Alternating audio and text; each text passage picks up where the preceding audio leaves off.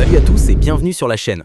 Aujourd'hui, on plonge dans le parcours absolument fascinant d'un acteur qui est en train de conquérir Hollywood à une vitesse fulgurante. Son nom, Damson Idris. Si vous avez vu la série Snowfall ou le blockbuster F1 avec Brad Pitt qui cartonne au box-office en ce moment, vous savez déjà de qui je parle. Mais croyez-moi, son histoire va bien au-delà de ce que vous imaginez. Installez-vous confortablement, on va explorer ensemble la vie et la carrière de cet acteur britannique-nigérian qui pourrait bien devenir l'une des plus grandes stars de sa génération. Commençons par le commencement. Damson Idris, de son nom complet Adamson Aladebo Idris, est né le 2 septembre 1991 à Peckham, dans le sud-est de Londres. Peckham, pour ceux qui ne connaissent pas, c'est un quartier multiculturel, populaire, pas vraiment le genre d'endroit d'où sortent habituellement les stars d'Hollywood. Damson est le benjamin d'une fratrie de 6 enfants, élevé par sa mère célibataire Silifat Idris, une femme nigériane d'origine yoruba. Son père est absent de sa vie. La famille vit modestement, mais reste profondément ancrée dans ses racines africaines. Cette double identité, britannique et nigériane, va devenir l'un des piliers de son identité artistique. Maintenant, voici où l'histoire devient intéressante. Contrairement à beaucoup d'enfants d'immigrés africains qui sont poussés vers des carrières traditionnelles, comme le droit, la médecine ou le business,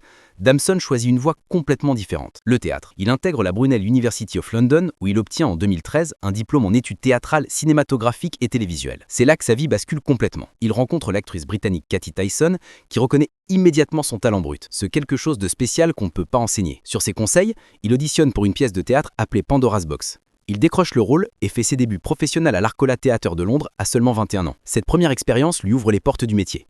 Il signe avec un agent et commence à enchaîner les rôles théâtraux. Après l'université, Damson poursuit sa formation à l'Identity School of Acting à Londres, perfectionnant son art. Mais l'argent ne rentre encore pas. Pour survivre, il accepte divers petits boulots, dont celui d'over au Lyceum Theatre de Londres. Retenez bien ce détail parce qu'il y a une anecdote incroyable qui va venir plus tard. À cette époque, personne n'aurait pu prédire ce qui allait suivre. Damson n'est qu'un jeune acteur parmi des milliers d'autres à Londres, qui galère, qui rêve, qui travaille dur sans savoir si ça va payer un jour. Et puis arrive 2016, l'année qui va tout changer. Le légendaire réalisateur John Singleton, celui qui a révolutionné le cinéma noir américain avec Boys in the Hood, est en train de développer une nouvelle série pour la chaîne FX. Elle s'appelle Snowfall et raconte l'épidémie de crack cocaïne dans Los Angeles des années 1980. Singleton cherche son acteur principal, quelqu'un qui puisse incarner Franklin Saint, un jeune entrepreneur brillant qui va se transformer en baron de la drogue. Damson auditionne par vidéo depuis Londres. John Singleton est tellement impressionné qu'il le fait venir à Los Angeles pour une journée entière d'audition afin de s'assurer qu'il maîtrise l'accent américain du sud de la Californie. Et devinez quoi? Il décroche le rôle. Un acteur britannique totalement inconnu devient la tête d'affiche d'une série FX avec un gros budget. C'est un pari assez audacieux de la part de Singleton.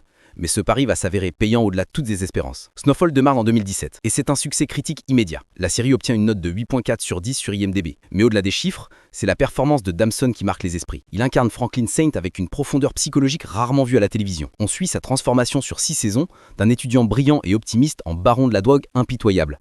C'est complexe, c'est nuancé, c'est fascinant. Les critiques comparent son évolution de personnage à celle de Tony Soprano ou Walter White. C'est vous dire le niveau. La série atteint son pic d'audience avec 4,3 millions de téléspectateurs pour la première de la saison 5 en février 2022. Le score d'engagement de la série est 16,1 fois supérieur à la moyenne des séries télévisées. C'est absolument dingue. Mais l'histoire de Snowfall est aussi marquée par une tragédie profonde. En avril 2019, alors que la production de la saison 3 est en cours, John Singleton décède brutalement d'un AVC à seulement 51 ans. Pour Damson, c'est un choc émotionnel terrible. Singleton n'était pas juste son réalisateur, c'était son mentor, son grand frère artistique, l'homme qui lui avait donné sa première grande chance. Sur Instagram, Damson écrit un message déchirant. « J'ai perdu mon grand frère aujourd'hui.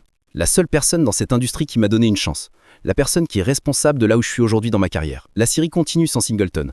Et le dernier épisode, diffusé en avril 2023, lui rend un hommage poignant avec une scène filmée sur le plateau original de Boys in the Hood. Lors de la cérémonie des NAACP Image Awards en 2024, Damson remporte le prix de meilleur acteur dans une série dramatique pour Snowfall. Dans son discours d'acceptation, il rend encore une fois hommage à Singleton et à sa mère présente dans la salle. C'est un moment extrêmement émouvant. Maintenant, parlons d'une injustice flagrante. Malgré 6 saisons acclamées par la critique et un succès d'audience indéniable, Snowfall et Damson Idris n'ont jamais reçu de nomination aux Emmy Awards. Jamais. Pas une seule. C'est considéré comme l'un des plus gros snobs de l'histoire récente de la télévision américaine. Les fans et les critiques ont soulevé des questions légitimes sur les billets des académies de vote envers les séries câblées et les acteurs noirs. Quand on compare avec Breaking Bad, une série similaire qui a dominé les Emmy, le contraste est frappant. Heureusement, Damson a reçu la reconnaissance qu'il méritait aux NAACP Image Awards, qui célèbre spécifiquement les accomplissements des artistes de couleur. Pendant que Snowfall cartonne, Damson commence à diversifier sa carrière. En 2018, il décroche son premier rôle principal au cinéma dans Farming, un film difficile et personnel réalisé par Adewale Akinwuye-Agbaye, l'acteur connu pour Suicide Squad et Lost. Le film est basé sur l'histoire autobiographique du réalisateur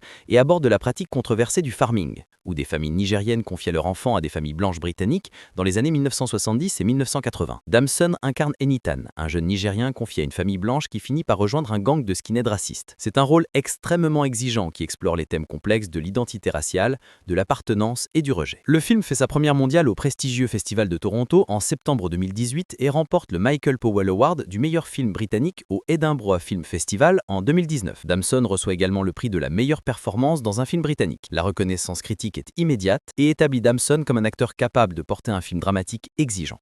En 2019, il rejoint le casting de Black Mirror pour l'épisode Smithereens, créé par Charlie Brooker. C'est sa première collaboration majeure avec Netflix et ça prouve sa capacité à s'intégrer dans des productions prestigieuses à haute visibilité internationale. En 2021, il fait son entrée dans le monde du blockbuster sci-fi avec Outside the Wire sur Netflix, aux côtés d'Anthony Mackie. Le film se déroule en 2036 et suit un pilote de drone militaire qui travaille avec un officier androïde pour empêcher une catastrophe nucléaire. C'est sa première incursion dans le cinéma d'action hollywoodien à gros budget. En 2023, il apparaît dans Swarm, la série psychologique dérangeante créée par Donald Glover pour Amazon Prime Video. C'est une collaboration prestigieuse qui montre sa volonté de prendre des risques créatifs avec des créateurs visionnaires. Mais c'est en 2025 que Damson atteint un nouveau sommet dans sa carrière. Il décroche le rôle de Joshua Pierce dans F1, le film événement réalisé par Joseph Kosinski, le réalisateur de Top Gun Maverick, aux côtés de Brad Pitt. Le film est produit par Apple avec un budget colossal estimé entre 200 et 300 millions de dollars. Ce qui rend ce film unique, c'est qu'il a été tourné sur de vrais circuits de Formule 1 pendant de vraies courses à travers le monde. Damson et Brad Pitt se sont alignés aux côtés des vrais pilotes lors du Grand Prix de Grande-Bretagne en 2023. Imaginez la pression. Dans une interview avec The Hollywood Reporter, Damson raconte « Je regarde à ma gauche, c'est Brad Pitt. Je regarde à ma droite, c'est Javier Bardem. Je regarde mes mains, elles tremblent. Le premier jour de tournage était le sentiment le plus exaltant. Et voici l'anecdote incroyable que je vous avais promise. Damson mentionne qu'il a vu Brad Pitt pour la première fois au Lyceum Theatre à Londres, à l'époque où il y travaillait comme ouvreur. Des années plus tard, il se retrouve à tourner un blockbuster à ses côtés. C'est le genre d'histoire qui donne des frissons. F1 sort dans les salles le 27 juin 2025 et c'est un triomphe absolu. Le film récolte 631,4 millions de dollars au box-office mondial, devenant le film original le plus rentable de 2025 et le film plus rentable de toute la carrière de Brad Pitt, dépassant même World War Z. En IMAX, le film génère plus de 85 millions de dollars, devenant le film IMAX hollywoodien le plus rentable de l'année. Sur Rotten Tomatoes, il obtient 82% d'avis positifs de la part des critiques et 97% d'avis positifs du public. C'est un succès critique et commercial massif qui propulse définitivement Damson Idris au rang de star mondiale du cinéma. Mais Damson n'est pas seulement un acteur. En mars 2025, il lance sa propre marque de joaillerie haut de gamme appelée d'Idris, inspirée par sa mère Silifat et son héritage africain. Les pièces sont entièrement personnalisables en or 18K, avec des prix qui allant de 3 750 à 58 750 $. Et devinez qui porte déjà ces créations. Brad Pitt et Margot Robbie. Dans une interview avec le New York Times en septembre 2025, Damson explique « Je pense déjà à ma marque d'Idris dans une optique d'héritage. C'est une façon d'honorer d'où je viens et où je vais. » Cette initiative entrepreneuriale est rare pour un acteur en pleine ascension et montre l'ambition globale de Damson. Il ne veut pas juste être une star de cinéma, il veut bâtir un empire culturel. Au-delà du business, Damson est également engagé dans des causes philanthropiques.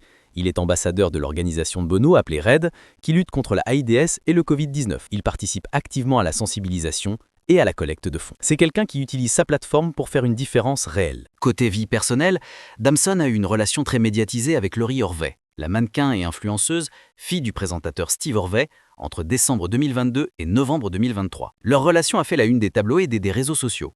Ils se sont séparés en novembre 2023 avec une déclaration conjointe très mature disant qu'ils étaient à un point dans leur vie où leurs chemins individuels nécessitaient toute leur attention et leur dévouement et qu'ils restaient amis avec amour et respect mutuel. Pas de scandale, pas de drama. En septembre 2025, des rumeurs de réconciliation ont circulé après qu'ils aient été photographiés ensemble au Mexique. Mais rien n'a été confirmé. Damson reste relativement discret sur sa vie privée, ce qui est assez rare à Hollywood aujourd'hui. Alors, qu'est-ce qui nous attend pour la suite? Damson a 2 projets majeurs confirmés. Le premier, c'est Miles et Juliet, un biopic sur le jeune Miles Davis, à 22 ans, et sa relation amoureuse avec la chanteuse française Juliette Gréco lors de son voyage transformateur à Paris en 1949. Le film est réalisé par Bill Pohlad, le réalisateur de Love and Mercy, et produit par nul autre que Mick Jagger. Damson va incarner Miles Davis. C'est un rôle biographique qui a un potentiel de récompense massif. Le film a été annoncé au Festival de Cannes en mai 2025 et est actuellement en pré-production. Le deuxième projet, c'est Children of Blood and Bone, une adaptation du roman fantasy best-seller de Tommy Adeyemi. Le film est réalisé par Gina Prince Bythewood, la réalisatrice de The Woman King, et le casting est absolument dingue. Toussaint Bédou, Amanda Lastenberg, Viola Davis, Cynthia Erivo, Idris Elba et Chiwetel Ejiofor. La production est terminée et le film sort le 15 janvier 2027 chez Paramount Pictures. C'est un blockbuster fantasy africain qui pourrait être énorme. Et bien sûr, il y a les rumeurs persistantes autour de James Bond. Depuis le départ de Daniel Craig, les spéculations sur le prochain 007 vont bon train. Et Damson Idris figure régulièrement dans les paris et les listes de candidats potentiels, aux côtés d'Idris Elba, Henry Cavill et Aaron Taylor-Johnson. Damson reste discret sur le sujet mais n'a pas fermé la porte. Pour l'instant, aucune confirmation officielle n'a été faite par les producteurs de la franchise, Barbara Broccoli et Michael C. Wilson, mais on peut rêver. Alors, qu'est-ce qui nous attend pour la suite ? Comment analyser la carrière de Damson Idris jusqu'à présent ? Ce qui frappe, c'est son approche méthodique et intelligente. Après le triomphe de Snowfall, il aurait pu facilement se contenter d'enchaîner les rôles de dur à cuire urbain et gagner beaucoup d'argent. Au lieu de cela, il a systématiquement choisi la diversification. Un blockbuster sci-fi, une série psychologique, un film de course automobile. Dans une interview avec The Hollywood Reporter en mai 2023, il explique sa philosophie. Si vous cherchez des personnages qui vous forcent à vous transformer, alors vous irez bien, parce que vous pouvez aller vers la lumière ou vers l'obscurité. Je ne jouerai pas un dealer de drogue de sitôt. Cette déclaration montre qu'il a compris l'importance de ne pas se laisser enfermer dans un type de rôle. Il veut se réinventer constamment. Son style d'acteur se caractérise par une transformation physique et psychologique profonde. Pour Franklin Saint, il a perfectionné un accent sud-californien au point de faire oublier qu'il est britannique. Pour F1, il a appris à piloter de vrais bolides de Formule 1. C'est un acteur qui se donne à fond, qui ne prend pas de raccourcis. Il a également une intelligence narrative rare. En devenant producteur de Snowfall en saison 5, il a montré qu'il ne se contentait pas d'interpréter, il comprenait l'architecture globale d'une histoire. Dans l'industrie, Damson représente quelque chose d'important. Il fait partie de cette nouvelle vague d'acteurs britanniques d'origine africaine qui domine Hollywood, dans la lignée d'Idris Elba, Daniel Kaluuya et John Boyega. Mais sa trajectoire est unique. Il a percé grâce à la télévision câblée américaine avant de conquérir le cinéma, ce qui reflète l'évolution de l'industrie du entertainment où la frontière entre télé et cinéma est de plus en plus floue. Son double héritage britannique-nigérien n'est pas juste un détail biographique, c'est le cœur de son identité artistique.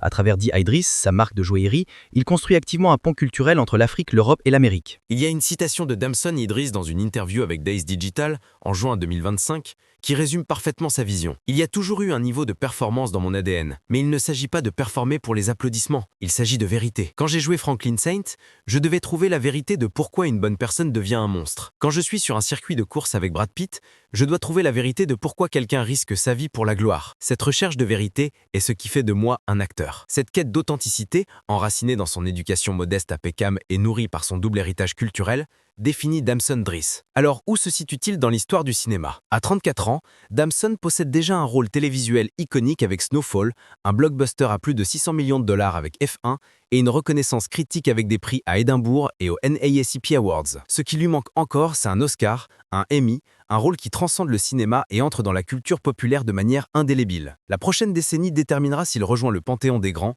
ou reste un excellent acteur parmi d'autres. Son choix d'incarner Miles Davis suggère qu'il vise l'immortalité artistique. Il ne veut pas juste être une star, il veut être une légende. Comparé à d'autres acteurs de sa génération, on peut le rapprocher de Michael B. Jordan, qui a construit sa carrière sur des blockbusters comme Black Panther et Creed, mais Damson a une approche plus diversifiée, venant du drame intense avant d'aller vers l'action. Il cite Denzel Washington comme son mentor, la seule personne qu'il ait jamais contactée personnellement pour obtenir des conseils de carrière.